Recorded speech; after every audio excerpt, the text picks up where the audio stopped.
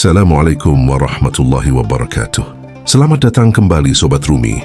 Semoga keselamatan, ketenangan dan rahmat Allah senantiasa menyertai setiap jiwa yang sedang mendengarkan, bukan hanya di telinga, tetapi juga di ruang paling dalam dari hati.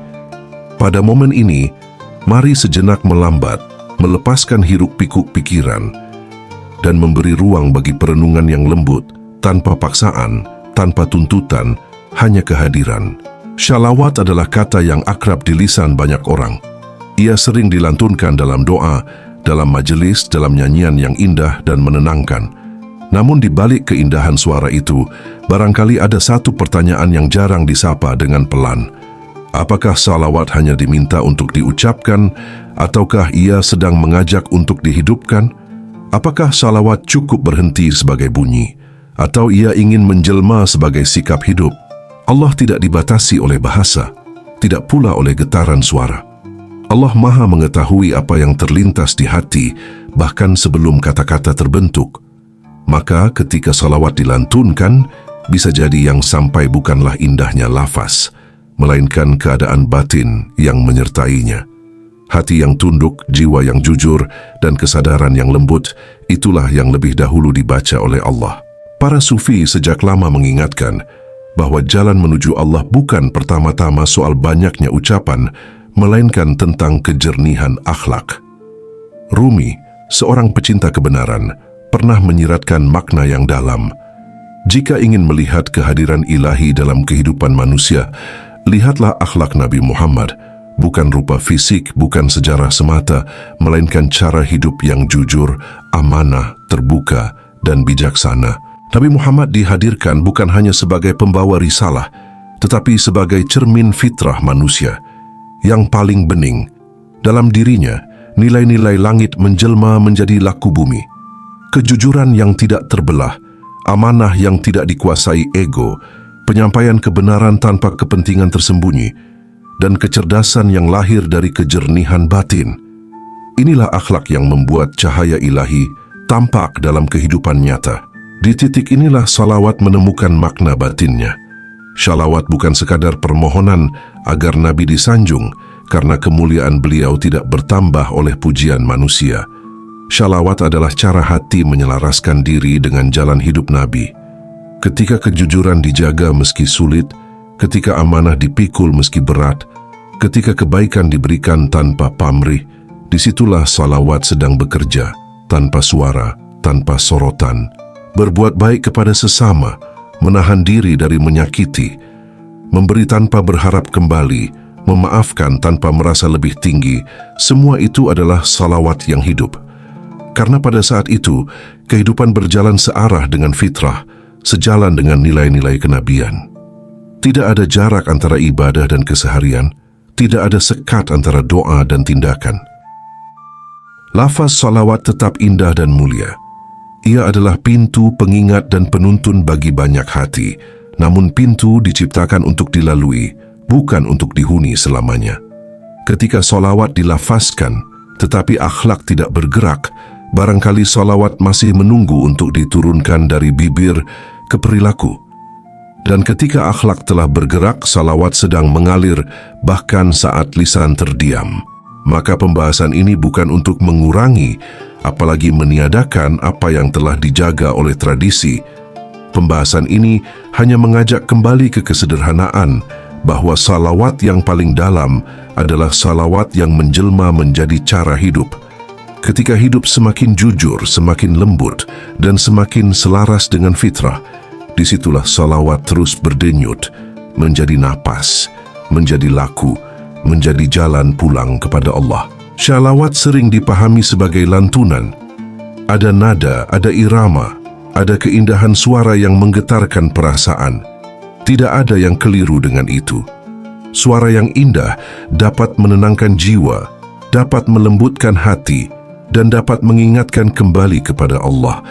Namun jika ditelusuri lebih dalam, salawat tidak berhenti pada bunyi. Ia menunjuk ke sesuatu yang lebih halus, arah batin. Allah tidak menunggu suara untuk mendengar. Allah tidak memerlukan getaran udara agar mengetahui isi hati. Bahkan sebelum sebuah kata terucap, Allah telah mengetahui niat, kecenderungan, dan arah kesadaran manusia. Maka ketika salawat dilantunkan, yang sesungguhnya bergerak bukanlah langit, melainkan batin kita sendiri. Salawat bukan tentang membuat Allah mendekat, tetapi tentang mengembalikan diri agar tidak menjauh. Dalam pengalaman hidup sehari-hari, seringkali terlihat seseorang melantunkan salawat dengan indah, tetapi hatinya masih penuh kegelisahan, amarah, dan ketegangan. Di sisi lain, ada pula yang tidak banyak bicara, tidak pandai melafazkan doa, namun hidupnya lembut, jujur, dan menenangkan. Dari sini pelan-pelan bisa dipahami bahwa salawat bukan pertama-tama persoalan bunyi, melainkan persoalan arah. Arah hati menentukan kemana kesadaran bergerak. Ketika salawat dibaca dengan hati yang ingin dipuji, ingin dianggap saleh, atau ingin segera mendapatkan balasan, maka arah hati masih berputar di sekitar ego. Namun ketika salawat dibaca dengan hati yang tunduk, yang sadar akan keterbatasan diri, dan yang rindu untuk hidup lebih lurus, disitulah arah hati mulai selaras dengan nilai kenabian. Para sufi sering mengatakan bahwa ibadah yang paling dalam bukan yang paling keras terdengar, melainkan yang paling jujur terasa. Keheningan yang penuh kesadaran lebih dekat kepada Allah daripada kebisingan yang dipenuhi kelalaian. Dalam keheningan itulah salawat menemukan rumahnya. Ia tidak lagi membutuhkan suara karena arah hati sudah berbicara. Nabi Muhammad SAW tidak dimuliakan oleh lantunan salawat manusia. Kemuliaan beliau telah ditetapkan oleh Allah. Salawat justru diberikan kepada kita agar hati memiliki poros, agar hidup tidak berjalan tanpa arah, agar kesadaran memiliki teladan. Maka salawat dalam makna batinnya adalah latihan mengarahkan hati ke nilai-nilai yang Nabi hidupi. Ketika salawat hanya menjadi suara, ia mudah berhenti setelah majelis usai. Namun ketika salawat menjadi arah, ia ikut berjalan ke pasar, ke tempat kerja, ke rumah, ke ruang-ruang kecil kehidupan. Ia hadir saat keputusan harus diambil, saat emosi ingin meledak, saat ego ingin menang sendiri. Di momen-momen itulah salawat diuji. Tetapkah ia hidup atau kembali menjadi bunyi yang berlalu? Allah Maha mengetahui kemana hati menghadap. Maka tidak perlu khawatir tentang bahasa, lafaz, atau panjang pendek bacaan. Yang lebih penting adalah kejujuran arah. Apakah hati bergerak menuju kebenaran atau masih berputar di sekitar kepentingan diri? Apakah salawat membawa kita menjadi lebih lembut atau justru merasa lebih tinggi dari orang lain? Jika setelah salawat, hati menjadi lebih tenang, lebih lapang, dan lebih mudah berbuat baik, maka salawat sedang bekerja. Bukan karena kata-katanya, tetapi karena arah hati yang berubah. Namun, jika salawat tidak meninggalkan jejak apapun dalam sikap hidup, barangkali yang dibaca baru suaranya, belum arahnya. Maka salawat, dalam makna batin, bukanlah soal seberapa indah ia dilantunkan, tetapi kemana ia mengarahkan kehidupan. Ia bukan tentang banyaknya bacaan, tetapi tentang perubahan halus yang terjadi di dalam diri. Ketika arah hati mulai lurus, salawat tidak lagi harus diucapkan terus-menerus, karena ia telah menjelma menjadi cara berjalan. Dan dari arah hati inilah, pembahasan akan melangkah lebih jauh. Bagaimana salawat menemukan bentuk nyatanya dalam akhlak, dalam laku sehari-hari, dalam kejujuran, amanah, keterbukaan, dan kebijaksanaan. Karena di sanalah salawat tidak hanya terdengar, tetapi benar-benar hidup. Salawat sebagai akhlak yang hidup. Jika salawat bukan lagi dipahami sebagai suara, melainkan sebagai arah hati, maka pertanyaan berikutnya muncul dengan sendirinya. Kemana arah itu membawa kehidupan? Disinilah salawat mulai turun dari ruang batin ke ruang laku. Ia tidak lagi berhenti sebagai perasaan, tetapi menjelma menjadi sikap. Tidak lagi sekadar doa, tetapi menjadi cara hidup. Nabi Muhammad diutus bukan hanya untuk menyampaikan wahyu, tetapi untuk menyempurnakan akhlak. Kalimat ini sering didengar, namun jarang direnungi kedalamannya. Akhlak bukan tambahan dari agama, melainkan wujud paling nyata dari hubungan dengan Allah. Maka ketika salawat diarahkan kepada Nabi, Hakikatnya kita sedang mengarahkan diri untuk meneladani kualitas hidup yang beliau jalani. 4 sifat Nabi, yaitu Siddiq, amanah, tabligh, dan fatonah, bukanlah gelar, bukan pula konsep abstrak. Ia adalah pola hidup yang membumi, yang bisa hadir dalam keseharian siapapun. Ketika 4 sifat ini hidup, salawat tidak perlu dicari, karena ia sedang berjalan bersama langkah-langkah itu. Di mana Siddiq, yaitu kejujuran, bukan sekadar tidak berbohong. Ia adalah keadaan batin yang tidak terbelah. Apa yang dipikirkan, dirasakan, diucapkan, dan dilakukan berjalan searah. Tidak ada topeng, tidak ada kepura-puraan. Dalam kejujuran seperti ini, hati menjadi ringan. Dan hati yang ringan adalah hati yang mudah menerima cahaya. Di sanalah salawat menemukan tempatnya. Sementara amanah bukan hanya tentang kepercayaan orang lain, tetapi tentang cara memandang hidup. Ketika harta, jabatan, ilmu, bahkan tubuh diperlakukan sebagai titipan, ego kehilangan cengkeramannya. Hidup tidak lagi dijalani untuk menguasai, melainkan untuk menjaga. Dalam sikap menjaga inilah salawat berubah menjadi tanggung jawab yang lembut, bukan beban yang menekan. Dan tabligh sering dipahami sebagai menyampaikan dengan lisan. Namun dalam makna yang lebih dalam, tabligh adalah keterbukaan hidup. Tidak menyembunyikan kebenaran demi kenyamanan, tidak memutar arah demi kepentingan diri. Ketika hidup selaras antara nilai dan tindakan, tanpa perlu banyak bicara, saat itulah salawat sedang disampaikan melalui perbuatan. Sementara fatonah bukan kecerdasan yang gemar memenangkan argumen, melainkan kejernihan melihat realitas. Ia adalah kebijaksanaan yang tahu kapan harus melangkah dan kapan harus berhenti. Dalam fatonah, tidak ada reaksi berlebihan, tidak ada emosi yang meledak tanpa kendali. Hati yang jernih seperti ini memantulkan cahaya ilahi dengan alami. Ketika keempat sifat ini mulai hadir, meski belum sempurna, salawat tidak lagi terasa jauh. Ia hadir dalam cara berbicara, dalam cara bekerja, dalam cara memperlakukan sesama. Setiap kejujuran adalah salawat. Setiap amanah yang dijaga adalah salawat. Setiap kebaikan yang dilakukan tanpa pamrih adalah salawat. Karena semua itu berjalan di jalur yang sama dengan akhlak Nabi. Di titik ini, salawat tidak lagi menunggu waktu khusus. Ia tidak terikat pada majelis atau lantunan tertentu. Ia hidup di antara kesibukan, di tengah kelelahan, bahkan dalam ujian. Justru di sanalah salawat diuji keasliannya. Apakah ia hanya indah ketika dilafalkan? Atau tetap hidup ketika ego diuji dan kepentingan pribadi dipertaruhkan? Allah Maha mengetahui usaha kecil yang dilakukan dengan tulus. Tidak ada tuntutan kesempurnaan. Yang dicari bukan manusia tanpa salah, tetapi hati yang mau terus diluruskan. Maka salawat sebagai akhlak yang hidup bukan tentang menjadi suci, melainkan tentang terus kembali ke fitrah. Dan ketika hidup semakin jujur, semakin bertanggung jawab, semakin terbuka dan semakin bijak, salawat tidak perlu dicari lagi sebagai amalan terpisah. Ia telah menjadi napas kehidupan itu sendiri. Dari sinilah salawat bergerak menuju makna yang lebih luas, sebagai laku harian yang menyentuh sesama dan menghubungkan kembali manusia dengan fitrahnya.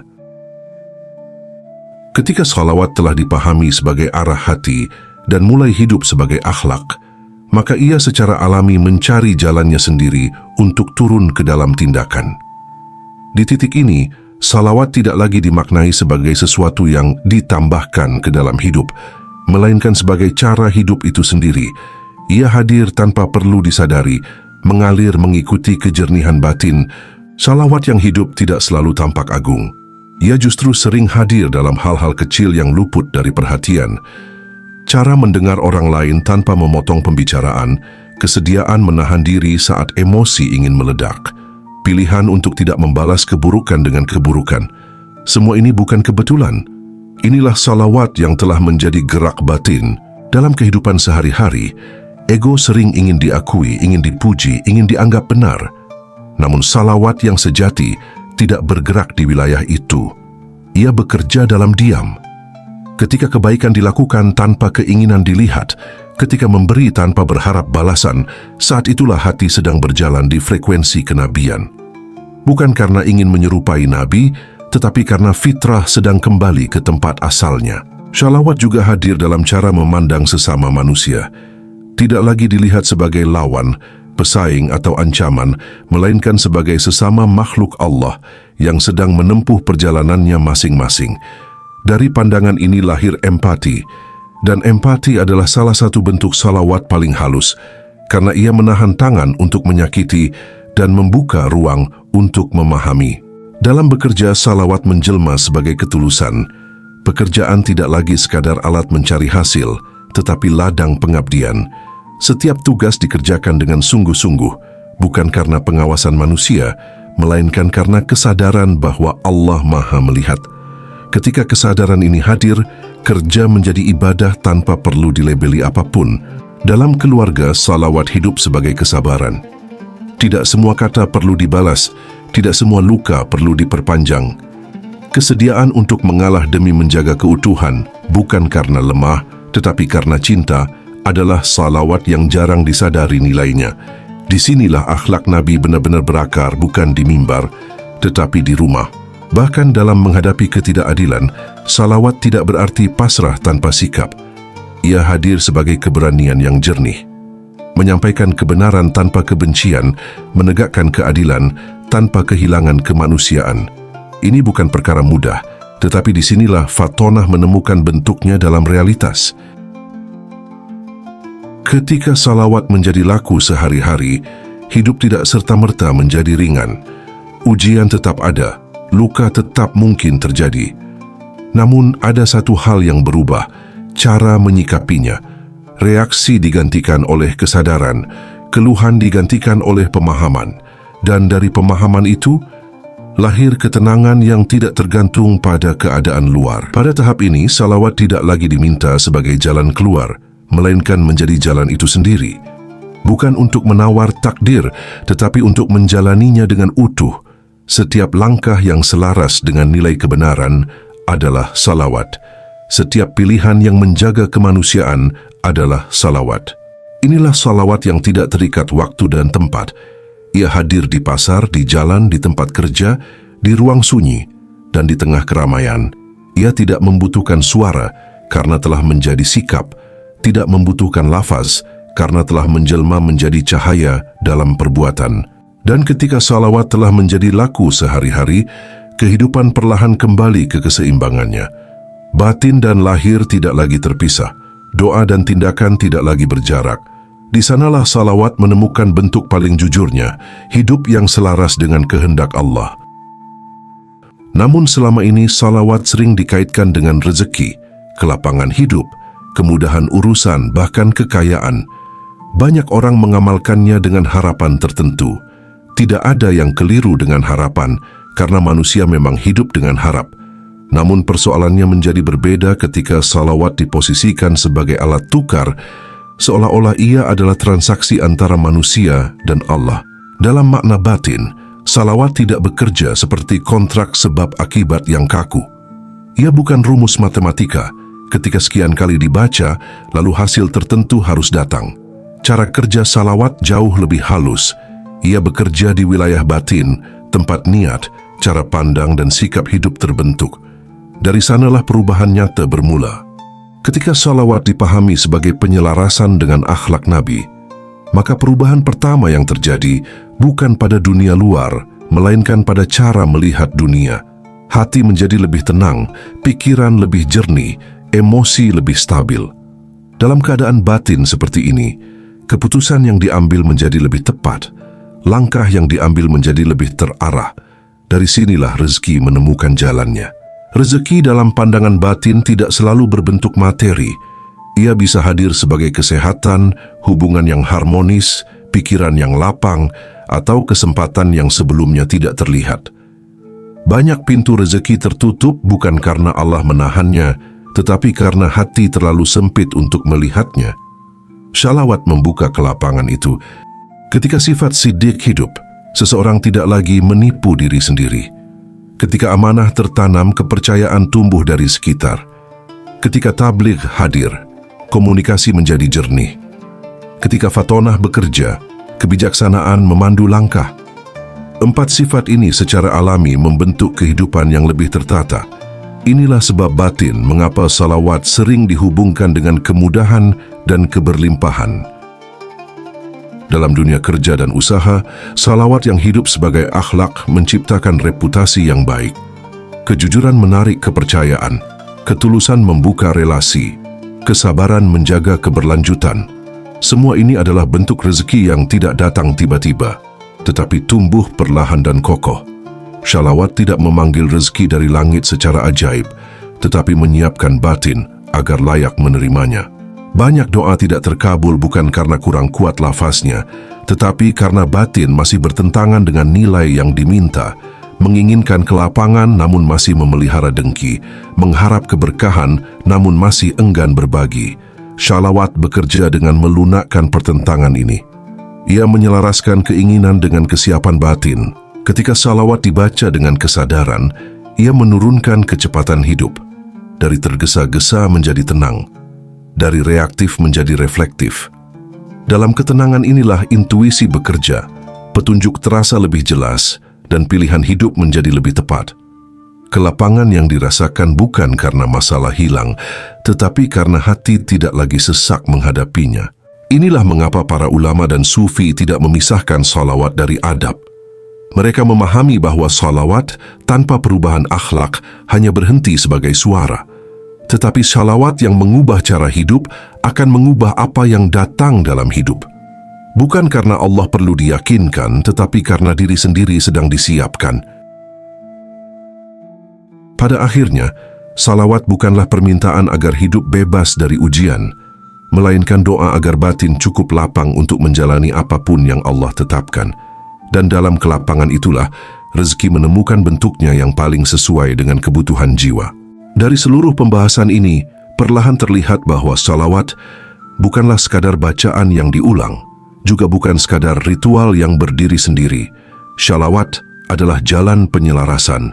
Ia bekerja bukan terutama di lidah, tetapi di batin. Bukan di suara, tetapi di sikap hidup. Ketika salawat dipahami sebagai arah hati, ia mengubah cara memandang Allah, Nabi dan kehidupan itu sendiri. Nabi tidak lagi ditempatkan semata sebagai sosok yang jauh di masa lalu, tetapi sebagai cermin fitrah manusia yang hidup selaras dengan kehendak Allah. Dan salawat adalah upaya halus untuk berjalan di arah yang sama. 4 sifat Nabi, siddiq, amanah, tabligh dan fatonah, bukanlah konsep yang berat, melainkan fondasi hidup yang menenangkan. Ketika kejujuran, tanggung jawab, keterbukaan, dan kebijaksanaan hadir dalam keseharian, disitulah salawat sedang berlangsung tanpa perlu dilafalkan. Rezeki, kelapangan, dan keberkahan yang sering dikaitkan dengan salawat bukanlah hadiah instan, melainkan buah dari batin yang tertata. Salawat tidak memaksa takdir berubah, tetapi mengubah cara menjalaninya. Dan seringkali, perubahan cara inilah yang membuat hidup terasa lebih ringan, lebih cukup, dan lebih bermakna. Pada akhirnya, salawat bukan tentang seberapa sering dibaca, melainkan seberapa dalam ia dihidupi. Ia hadir ketika kebaikan dilakukan tanpa pamrih, ketika ego dilepaskan demi kemanusiaan, ketika hidup dijalani dengan kesadaran bahwa Allah Maha Melihat, Maha Mendengar, dan Maha Mengetahui segala getaran hati. Sebagai penutup refleksi ini, mari menghadirkan salawat dalam bentuk yang sederhana. Bukan untuk pamer, bukan untuk saling menilai. Tuliskan di kolom komentar sebuah salawat, boleh berupa lafaz, boleh berupa niat, atau boleh berupa kalimat kebaikan yang ingin dihidupkan hari ini. Biarkan salawat itu menjadi saksi niat batin, bukan sekadar tulisan. Semoga salawat tidak hanya terdengar dari bibir, tetapi hidup dalam akhlak, tidak hanya dilantunkan, tetapi menjelma menjadi laku. Dan semoga setiap langkah yang jujur, setiap sikap yang lembut, setiap pilihan yang menjaga kemanusiaan menjadi salawat yang terus mengalir hingga Allah ridha. Wassalamualaikum warahmatullahi wabarakatuh.